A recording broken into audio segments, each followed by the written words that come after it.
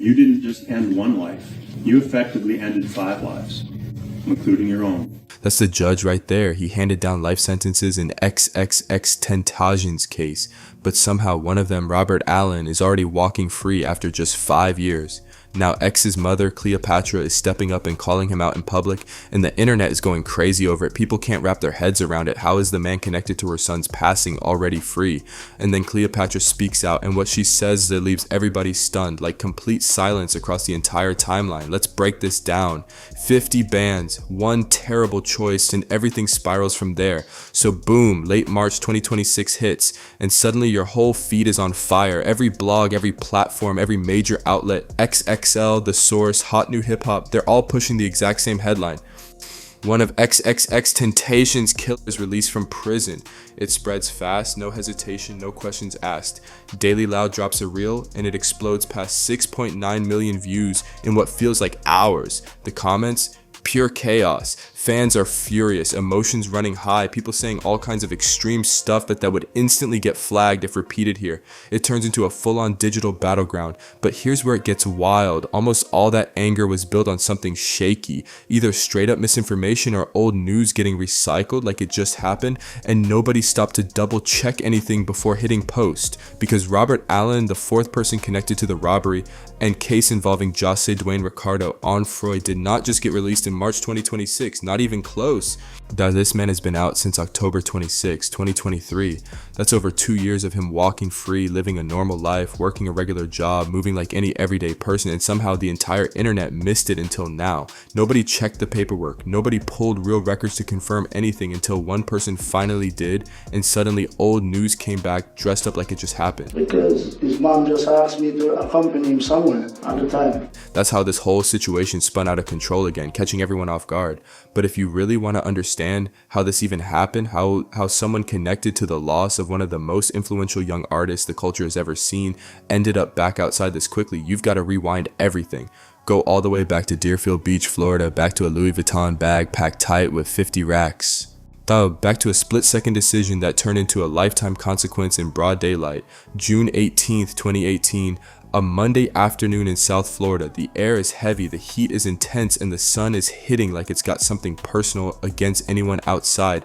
Jahseh Onfroy, known as XXXTentacion, was just 20 years old. Earlier that day, he walked into a Bank of America and pulled out $50,000 in cash, 500 crisp $100 bills. He stacked it all into a black Louis Vuitton shoulder bag like it was nothing special, just regular. But that bag, that would end up being the last thing he ever carried. He wasn't alone either. His step-uncle, Leonard Kerr, was with him, so the two pulled up to Riva Motorsports in X's black BMW i8. And if you've ever seen that car, you already know. It stands out instantly. Those butterfly doors, the sleek black finish, it looks like something straight out of a superhero movie. You don't forget a car like that. And somebody didn't forget, somebody who had no business paying attention like that. Dedrick Williams had already noticed that same BMW i 8 months earlier at a probation office, and that memory would end up meaning everything. I was like beside, behind, just looking around on the bike as well, on the bikes inside. On that afternoon, Williams was behind the wheel of a rented 2017 Dodge Journey, rolling with 3 others, Michael Boatwright, Trayvon Newsom, and Robert Allen. 4 guys riding around with one goal in mind, looking for a target, ready to make a move. They weren't out searching for X specifically, and they were ready to go after anybody. But the moment Williams spotted that BMW i8 sitting in the Riva Motorsports parking lot, everything changed. Anybody instantly turned into a $50,000 opportunity. Yeah, that one glance flipped the whole situation into something way more serious. Williams pulled the Journey right into the lot, no hesitation. He even pulled up an Instagram photo to double check that the car belonged to X. Once he confirmed it, he and Allen stepped out and walked straight into the dealership. Calm, casual, like nothing was off. They walked right past XXXTentacion himself, face to face, while he was inside checking out bikes with his uncle. No tension, no warning signs, just a normal moment, except it wasn't. Because those 2 men walking by like regular customers were about to play a role in something tragic. At the exit, when he pulled out, he stopped, he looked to the left, I looked to the right.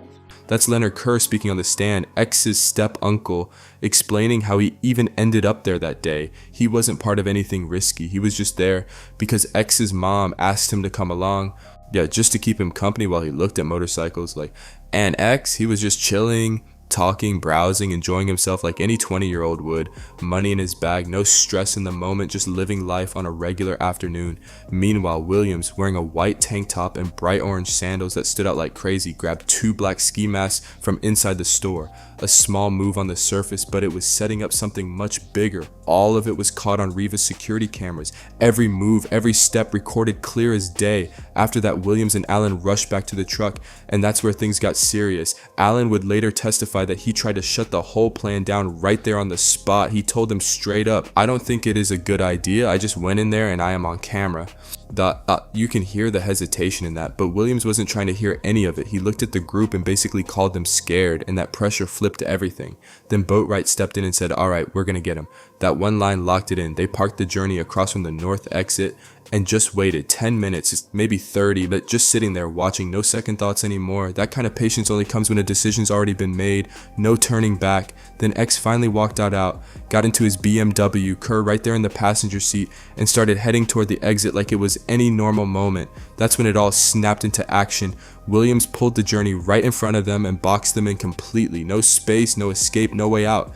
And Kerr, so he's on the witness stand later, walking everyone through that exact moment in real time, reliving it step by step. They pull up to the exit, pause for a second, look right, and by the time Kerr turns left, everything flips instantly. 1 second it's normal, the next it's chaos. By the time you look to the left, I see a car just coming down block the entrance.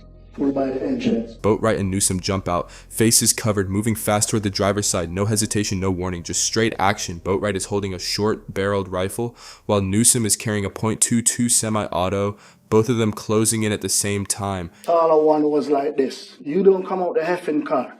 And he was like with a gun. Kerr is stuck in the passenger seat with a weapon pointed right at him, frozen in that moment. On the driver's side, Newsom is grabbing at X's chain, going through his pockets, trying to take everything. And X, caught in the middle of it all, is yelling, "What is this for?" as everything spirals out of control in seconds. Deacon, give me the chain. Where's the chain? Give me the chain. He was only 20 years old, sitting in his own car, completely trapped. 2 masked men pulling at his chain and his bag, and all he could do was ask, "What is this for?" A question nobody there was ever going to answer. Kerr saw his moment and hit the button. The butterfly door flew open. He took off running. No pause, no looking back. Not until he heard it. How much time I don't know, but I heard something like exploding. An explosion? Yeah. The robbery was already done. The bag was taken. There was no reason for anything else to happen, but it still did. Boatwright stepped back, looked X straight in the eyes, and pulled the trigger anyway. 2 shots rang out. They hit X in the neck at a downward angle, damaging his lung and causing critical injuries. It all happened in seconds, fast and irreversible. They rushed him to Broward Health North. They doing everything they could, but it was too late. He was pronounced gone at 4:51 p.m. Just 20 years old. Toxicology reports came back clean. No substances, no alcohol. He was just out living his life that day. And while all of that had just happened, that same evening, the 4 of them were back at Boatwright's place, splitting the money and showing it off online like nothing even happened. Williams really recorded himself dancing on a bed, throwing cash in the air like it was nothing. No shame, no fear, just wild behavior right after everything went down. They split the money quick. Boatwright, Newsom, and Williams each got 15 racks.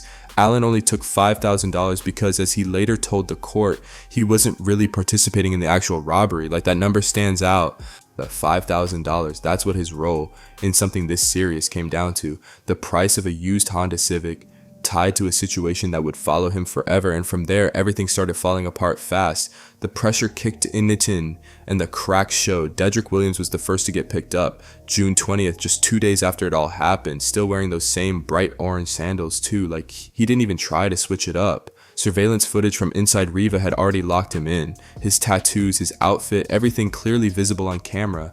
Then the evidence kept stacking up. Cell phone data, tracking the Journey's route through Deerfield Beach, DNA results coming back from the masks. By the end of that summer, all 4 of them were locked up in Broward County Jail, facing first-degree charges. And outside, people were already talking, wondering who was going to fold first under all that pressure.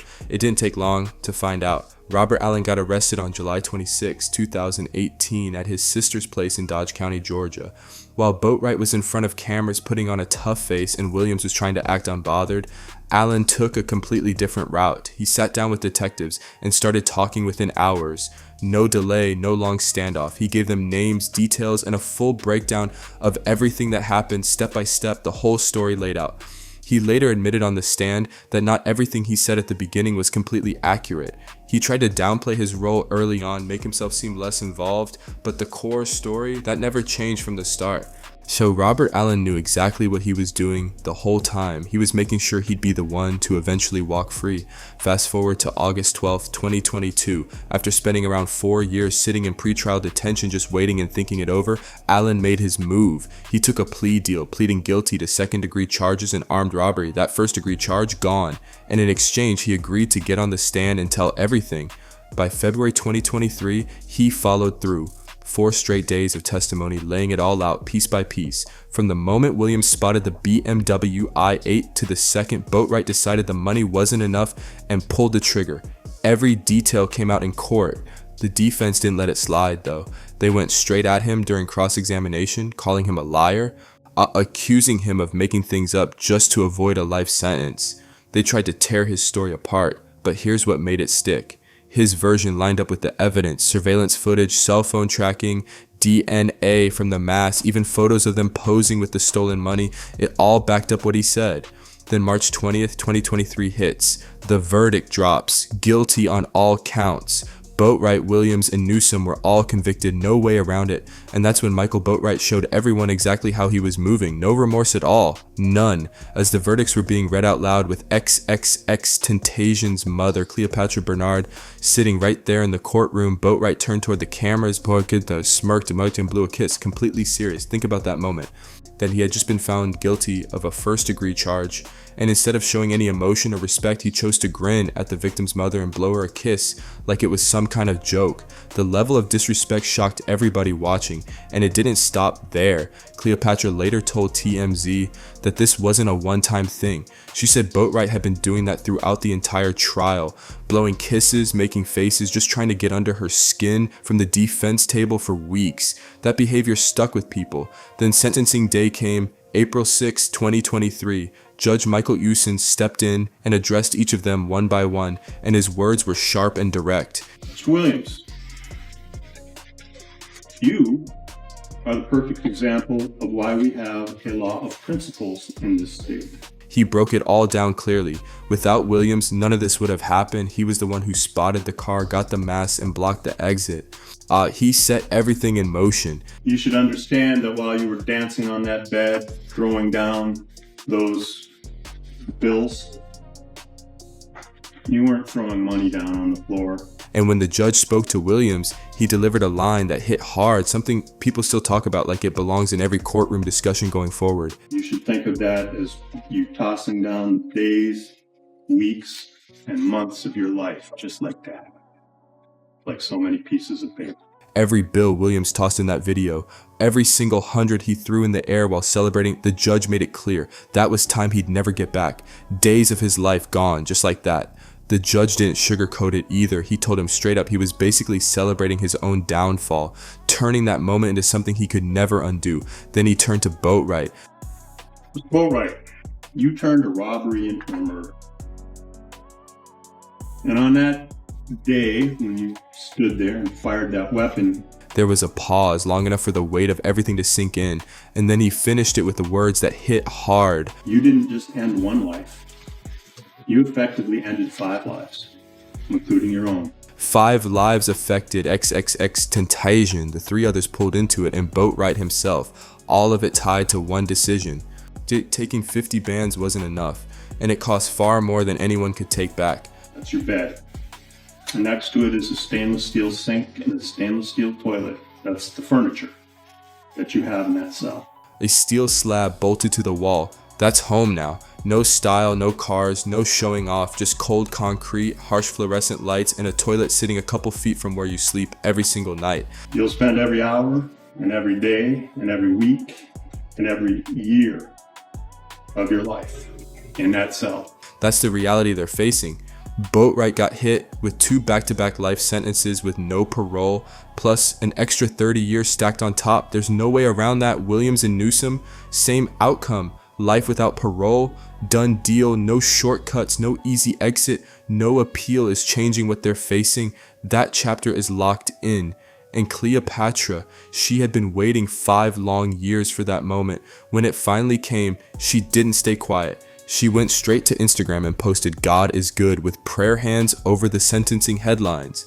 So she even wore a shirt with Jahseh's face on it and wrote, "I made sure you were present in the room." Then she took it even further in a TMZ interview. She spoke directly about Boatwright and called out his behavior in a way that had people talking everywhere. She referenced those courtroom moments where he kept blowing kisses, making it clear she hadn't forgotten any of it. And when it came to Williams and Newsom, she left them with words they're not going to forget anytime soon, something that's going to stay with them for the rest of their lives. Like, she said she hoped they retain a firm grasp on the slippery soap. That line hit hard and had people reacting instantly. This is a mother who lost her 20-year-old son, waited 5 long years for justice, and then stepped up and spoke with a level of intensity nobody could ignore. But then, just 5 weeks later, on May 17th, 2023, everything shifted in a different direction.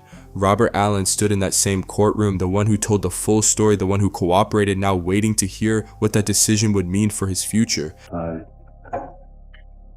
genuinely believe that you are sorry for what you have done and not merely sorry for yourself. Same judge, same setting, but a completely different outcome on the line.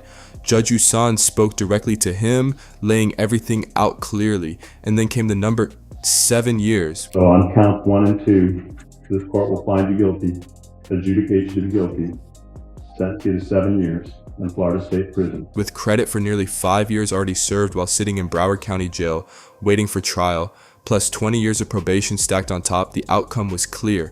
This meant a man convicted on a second-degree charge in the case tied to one of hip-hop's most loved young artists was about to be back outside way sooner than anyone ever expected. And that's exactly what happened. October 26, 2023, Robert Allen walked out of a Florida correctional facility a free man. No headlines, no cameras, no media circus, no TMZ, no blogs, nothing. He just quietly left, slipping out of the system and straight into regular life like it never even made noise. And the wild part, nobody noticed. Not for weeks, not for months, for over 2 years, nobody online picked up on it. No discussions, no outrage, nothing at all. It wasn't until 2026, when court documents started circulating again, that everything blew up. People thought it was breaking news, but it was actually old information resurfacing, and that's what sent the internet into chaos. Since getting out, Allen has been moving in complete silence. Low profile, no attention, just blending in. By September 2025, he was working as a truck driver with a CDL, just driving across the country like any regular person. Judge Usan even approved him to travel across the entire United States for work under strict conditions. He has to check in with probation in person every 6 weeks and call in once a week when he's out of state. Every move tracked, every step monitored, and his home address completely sealed. Removed from public records entirely. The court made that call because of real safety concerns tied to his cooperation in the case. It says change reopen status 10/26/2023. But I know how he's making money. I done picked it all up. It's a situation that feels unreal. How someone can go from being in the middle of something this major to living so quietly that nobody even notices until years later. That's a YouTuber breaking down Allen's real probation paperwork. The same documents that started circulating in March 2026 and had everybody thinking that this was brand new information. So y'all can get mad at him and all that crap for being a part of it. He didn't pull the trigger. And right there, that line, like, he didn't pull the trigger, yeah. That's what split XXXTentacion's entire fan base straight down the middle. That one point keeps the debates alive everywhere. Comment sections, group chats, barbershops, everywhere you look, people are arguing over it. Since Allen walked out, he stayed completely silent. No interviews, no statements, no social media at all. No Instagram, no Twitter, no TikTok, no podcast appearances, nothing. It's like he disappeared the moment he stepped back into regular life. The last thing anyone has from him are the words he said in court. And he looked directly at XXXTentacion's family and said that if he had to die in prison, then so be it. Then he asked them to forgive him. And that right there is another point people can't agree on. Was that apology genuine, or was it just a calculated move to help secure a lighter sentence? That question keeps the conversation going nonstop. One side sees it one way. They believe Allen was fully involved. He walked into that store, confirmed the target, and later walked away with $5,000 tied to money taken during the robbery. The other side tells a completely different story. They say he never even stepped out of the truck during the robbery, never held a weapon, never pulled a trigger, never directly hurt anyone. And without his testimony, so the argument is that those three who actually carried out the robbery and the attack might not have ended up with life sentences. That was insane. Obviously, they had everything to do with it. These guys planned this. And honestly, the frustration people feel is real. No denying that. He was there sitting in that car, part of what went down. He got paid, and now he's out here driving trucks across the country, living a version of normal life, while the other three are gone for good, never stepping foot outside freely again. I still think this guy should have been behind bars for at least 10 to 15 years, maybe even 20 years. But then there's the other perspective, the legal side, the side that doesn't run on emotion, doesn't react to outrage, but focuses strictly on what leads to convictions in court. His aunt, DeAndre Ellis, said on behalf of the family that they are satisfied with the outcome. I say we are content as far as what the judge threw out for the sentencing. From that angle, his testimony mattered. It helped secure the outcome that put the others behind bars for life. That's how the system played it. And what really stands out, the ex's own family was right there in that courtroom, acknowledging the outcome, nods, acceptance, no public pushback in that moment. Even Cleopatra Bernard, who had strong words for Boatwright and didn't hold back when speaking on the others, has stayed completely silent when it comes to Robert Allen. That silence, it leaves people reading between the lines and coming to their own conclusions. Not a single word. Reports from that time even pointed out how quiet she was during Allen's May 2023 sentencing. While everything else was being discussed, her Instagram stayed focused on honoring her son. No posts about Allen, no reactions, nothing at all. And this is someone who has never been known to stay quiet, so that silence hits even louder than any statement ever could. Now here's the part that really gets people thinking. While Allen is out here moving low-key, staying out the way, living quietly somewhere on the road, driving trucks across the country, the man who actually pulled the trigger is still making noise from behind bars. In October 2024, Boatwright somehow got access to Instagram from Martin Correctional Institution and posted that he wasn't the person everyone thinks he is. And then he added a line that had people reacting instantly. He said he wasn't sorry for anything he did. It's still free me. That right there shocked a lot of people. Think about the contrast. The one who is free, Allen, has stayed completely silent. No interviews, no posts, nothing. Meanwhile, the one who will never be free, Boatwright, keeps speaking out with statements like that. Allen showed emotion in court. Boatwright showed none. Allen apologized. Boatwright made it clear he stands by his actions.